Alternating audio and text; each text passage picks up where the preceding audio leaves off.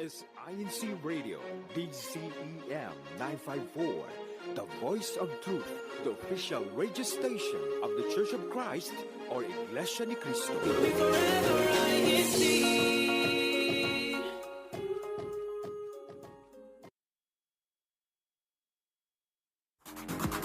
Hello. Hola. Bonjour. Konnichiwa. Ni hao. Ciao. 안녕하세요. Mabuhay. Welcome to Washington State. Explore the sights. Discover new things. Appreciate the arts, music, and food. Travel to new places. Meet the people. Make new friends. In other words, come home with us. Come home with us. This is INCRadio Seattle, Washington.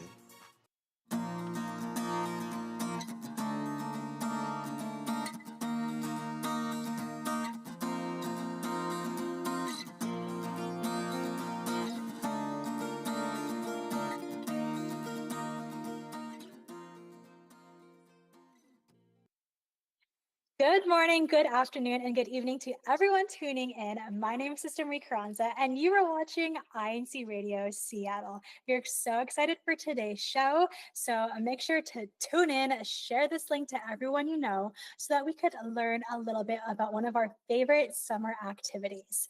Today's topic is roughing it up versus glamour in the wild. So what are we talking about today? We're talking about camping. In my entire life, I think I've only been a couple of times, so I'm not the perfect expert, but we have some amazing guests today that are going to be sharing their experiences and what they like to do and what they prefer during their camping experiences. So we're going to be asking our normal questions, and go ahead and leave your comments below and talk to each other. We'd love to read them after the show. So first question is, are you team camping or glamping? And when you do leave your comments down below, make sure to leave your corresponding hashtags so that you could participate in our hashtag challenge for your local. And how you can play is, for example, I am from the local congregation of Seattle, so I would leave hashtag Seattle in the chat below. So that's how you can do it. And in the next week, we'll let everyone know who our top local congregations are and our top commenters. So if you're really into today's topic, make sure you show that love, and maybe you'll be one of our winners and to announce in next week's show. So without further ado, I'm gonna go ahead and let our special guest introduce themselves, and please let us know what local you're from. I'm gonna go ahead and throw it off to Sister Jade first. Hello, I am Sister Jade from the local congregation of Everett. Amazing. Thank you so much for joining us, Sister Jade, as always. All right, and our next guest. Hi, everyone. My name is Sister Sherelle Ruiz, and I am from the locale of Tacoma. Yay, we have such a beautiful guest today. I'm so excited to talk to you both. We love to see girls that are campers. So I'm asking both our YouTube question, which is, are you team glamping or traditional camping? I need to know, because I actually, going into this, I did not want to know who was team what, so then now I could ask everyone their questions. So Sister Jade, what team are you? I am team camping, surprisingly. Ooh, I know, surprisingly. That's funny. Okay, Sister Sherelle, what are you? I'm team glamping. So I'd love to know let's just start with, what is the difference between glamping and traditional camping? Sister Sherelle, what would you define glamping to be in your opinion, and how do you like to do it? For glamping, when I went glamping the last time, it is like camping, but it feels like you're in a mini hotel room and you have running water and you have all of these necessities that you usually don't have when you're camping, like electricity. Yeah. Nice. Okay. So when I would grow up camping, me and my family, we would do the tents and stuff. So that was pretty traditional. But then we had a bathroom somewhere nearby. I feel like that's a good balance. But we didn't have electricity or anything. What would you guys consider that? Is that camping or glamping? Because there's a bathroom nearby. But I love a toilet. I need a toilet. I would say that's camping. Okay. Yeah. Okay, I need to get back into it. Sister Jade, why do you prefer camping over glamping? I feel like it's a good reset, and especially where we live, there's so many places where we can go for that. And I don't know, it's very I feel like it gives you a good break from our regular world because I feel like we're so into like the technology and just keeping up with what everyone's doing. And I love like going somewhere where there's like no cell, like connect, like no Yeah. service.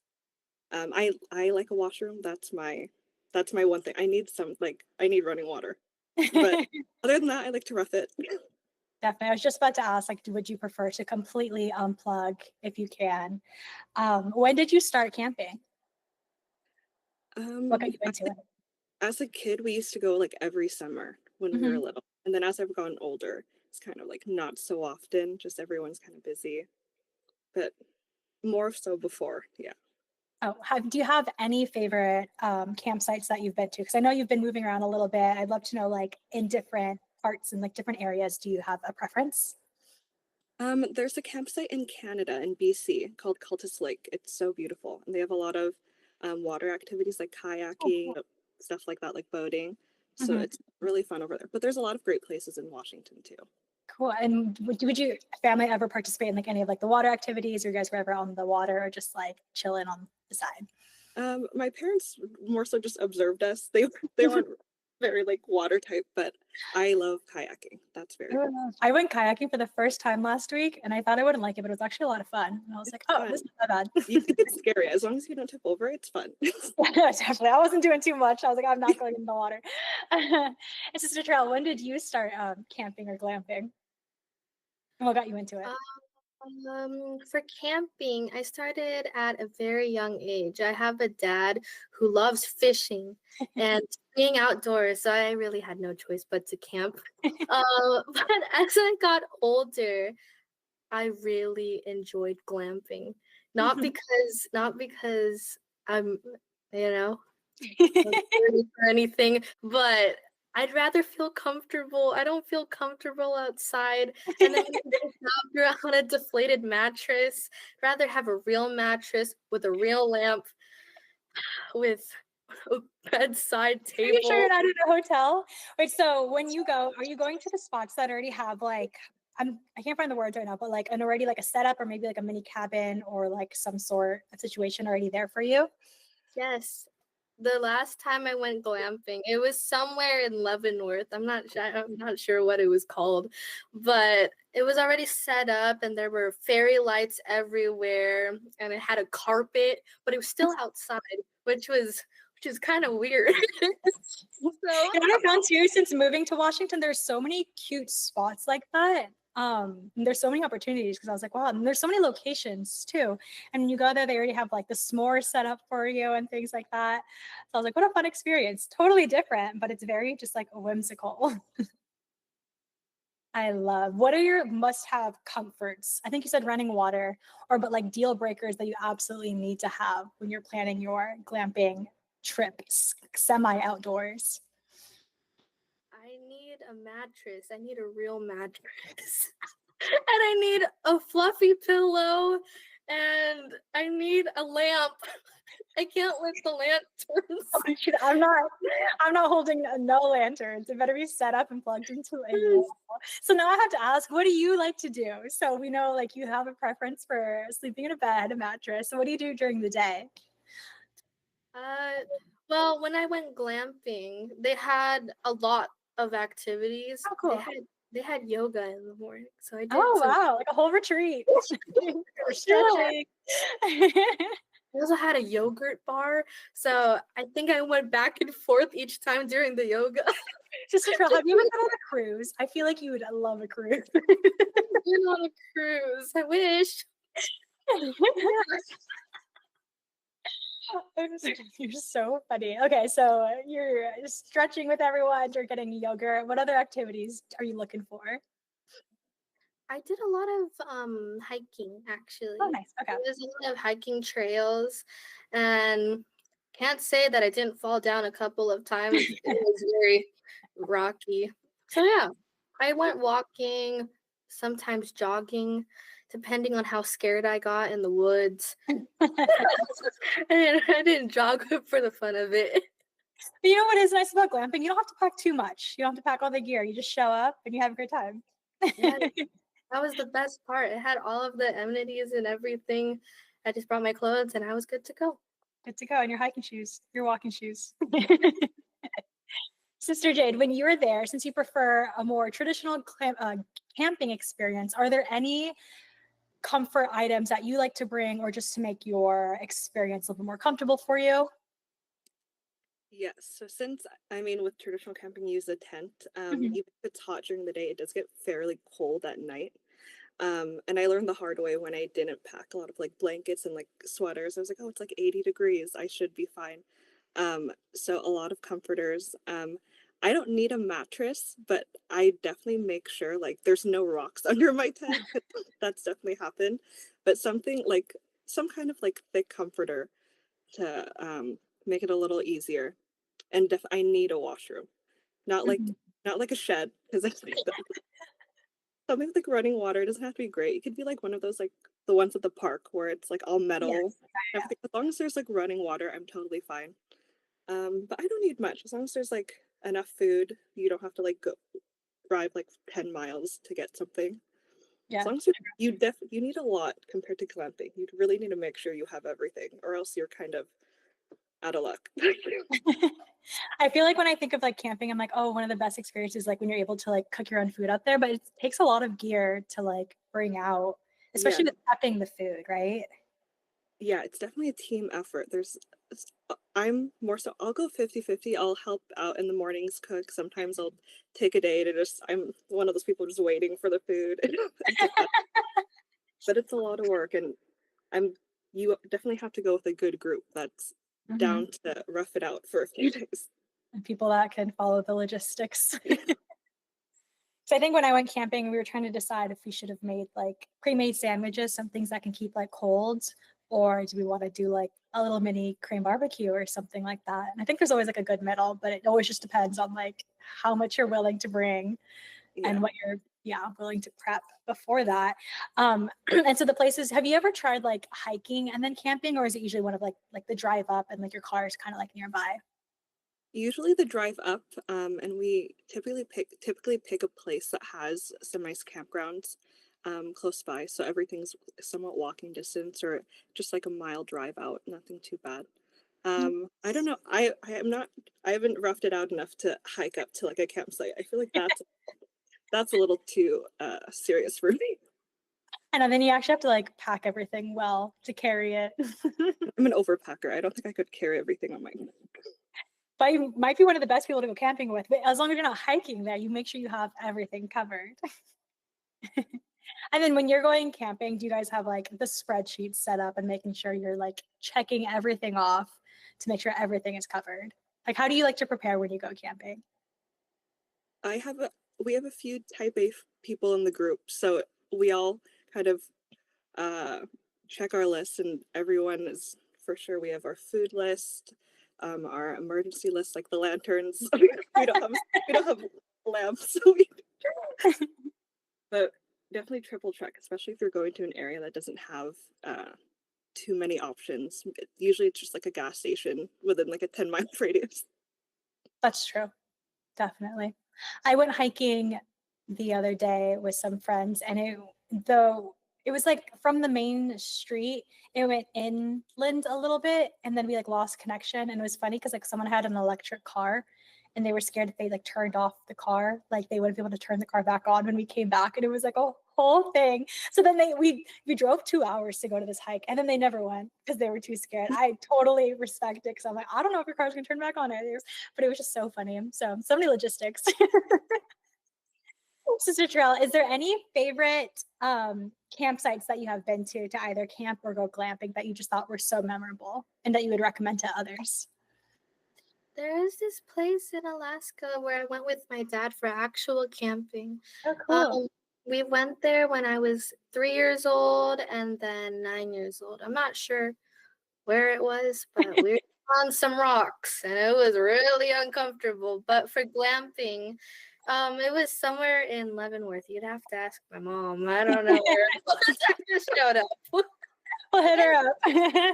And Leavenworth is so pretty. I went for the first time beginning of winter or so last year. I was a little nervy because of the snow, so I tried to go at like a good time where I felt comfortable driving. And so pretty. It's such a winter wonderland. And I went on that like little mountain roller coaster thing they have there.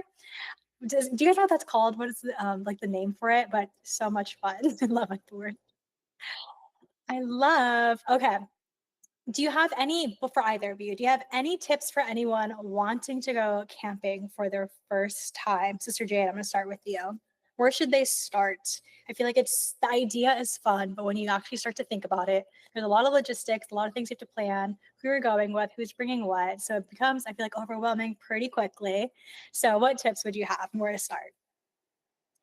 I definitely say designate one person to kind of group everyone together and figure out what you're doing. And just first off, start with what you really want to do while you're there, what you want to eat, just the basics, and then go from there. Make sub lists. I have it's just a million like lines of things to prepare for, but definitely like list out everything, especially if you're camping, because you like we said, you don't have many resources once you're out there, so it's better to be over prepared than under prepared.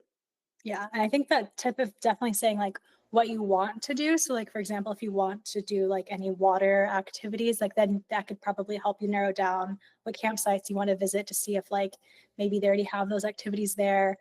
Or if you're renting equipment, maybe it's already there, so you don't have to worry about that as well. So great tips. And then for gear and things like that, would you recommend renting, buying secondhand? How do you like to find your equipment? Usually the places I've gone, we try to go to places that have like the rentals already there, because you are packing a lot going up there. And I personally don't kayak or do that stuff enough for me to buy my own gear. I feel like maybe if I did it at least a few times a year, definitely. But I just say it's easier to find a campsite that kind of includes all of that to make it a little easier for you. For sure. For your tent, I just had this memory. Me and my friends went camping and they had like, it's funny that you can get a tent with like 3 different rooms. I'm like, what do you mean it has 3 rooms? I'm like, does it have a second story as well? So what does your tent setup look like? Is it just like a normal tent that we all envision, or do you like the like slightly bougier ones? We've collected a bit of everything. We have Nice. like smaller ones, and then we have these pretty big ones. And I believe we have one that does have like a second room. I don't even know how that works because it's all just like zipped up. Like, and then there are the big ones where you can. It's like a full-on like apartment. Like you can put a like table in there, maybe a nightstand if you wanted it, a mattress. Your voice to trust mine. Maybe you could change up your glamping situation. I think you could do it out like full outdoors. I think you could too. A lot of crap though, but I think you could make it pretty luxurious. Sister Trail, do you have any tips for anyone wanting to try out or begin their camping experience? For my tips, I would say just to really research where you're going. I didn't do that the last time with my family. So I overpacked, but it's okay because that's better than underpacking. But my overpacking was my food. I overpacked. So I had nowhere to put it. So don't pack the perishable items because I packed a lot of fruits. I had no fridge. Surprisingly, for glamping, I didn't have a fridge. That's a good call out though, because you might think I would like a mini fridge in your glamping setup, but I guess not. You probably had to kill all that fruit in a day or they had to go bad. Yes. Oh my goodness. Especially if you're going camping with foodies. Oh my goodness. Please bring your food or else they'll steal all of yours. Okay, my family, they like fruits, so they helped me finish those fruits while I was there. I got rid of it. I'm also like, I need food too. So on my hike the other day, like I went with actual hikers. Granted, the hike wasn't that long. We got to like the lake and I like opened up my lunchbox full of food, probably enough for like 2 or 3 people. And they were all very grateful. They didn't need it, but I was like, I have some sustenance, so I'm ready. But thank you so much both for sharing all of your knowledge. I love being able to learn both of your perspectives, very different, but very unique. If I ever have more questions, or if any of our audience watching has any questions, these are your girls to go to. So Sister Jade and Sister Trell, do you have any shout outs for today? Anyone that you want to say hello to? Shout outs that I would like to give out, obviously, to my family and to the locale of Tacoma, hashtag Tacoma. So, Tacoma, if you're watching, please, I hope you did the hashtags. Oh, yeah. If you're watching from Tacoma, leave your hashtags right now so you be top 3 in next week's hashtag challenge. Sister Jade, what about you? I as well would like to shout out my family and my brother that lives in Hawaii. And of course, my local congregation of Everett, hashtag Everett. I know there's a lot of you watching every week. Thank you. Yes, definitely. Everett's always like really competing for that #1 spot. So shout out to you, local congregation of Everett. So once again, thank you so much to our guests today in the comment section below. Let us know what was your favorite tip that you heard from today, or just give the both of these sisters a lovely shout out in the chat below. All right, now we're going to go ahead and kick it off to our CFO in action. Whenever you're ready.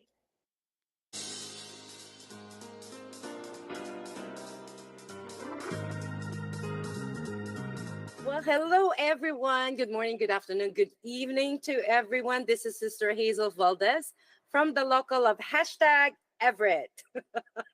So, first of all, I would like to say happy 111th anniversary to all the members of Iglesianicristo all around the world. And yes, happy anniversary.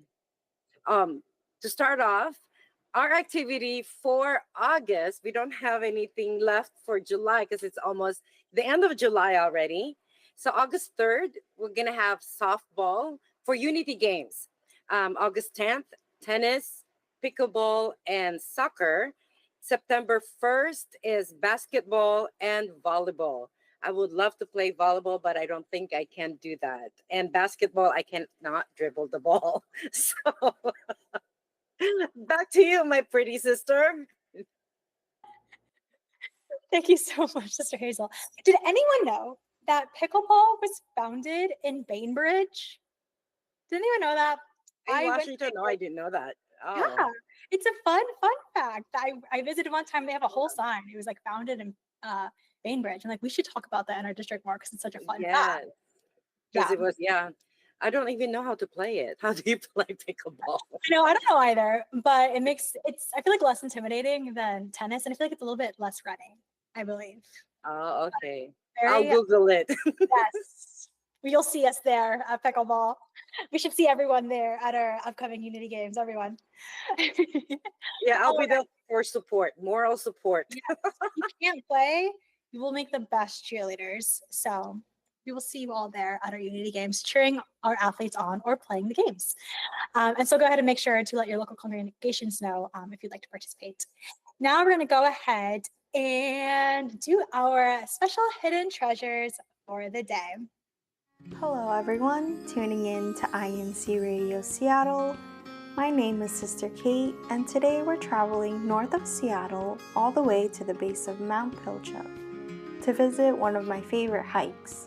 Heather Lake Trail is a beginner to intermediate friendly hike. The trail is located east of Granite Falls. It's a popular hike because of its amazing scenic views. You can also bring your furry friend along since it's a dog-friendly hike as well. The lake is located at the very top of the hike. During the summertime, it's very popular for those who want to swim or even fish. The trail is a mix of old and new growth with rocky terrain and a slight elevation as you make your way to the top of the trail. It takes 3 hours to finish in total, with a round trip of about 5 miles. So the next time you're thinking of finding a place to hike, visit Heather Lake Trail. This has been Sister Kate from INCRadio Seattle. See you next time.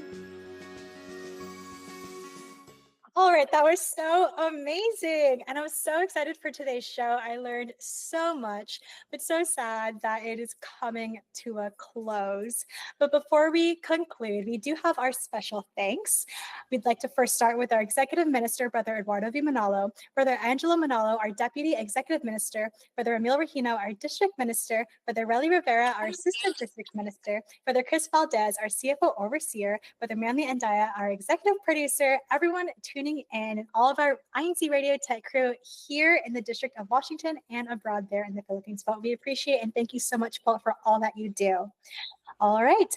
My name is Sister Marie Carranza, and this was INC Radio Seattle. Make sure to tune in same time next week, and we can't wait to see you all later. Bye.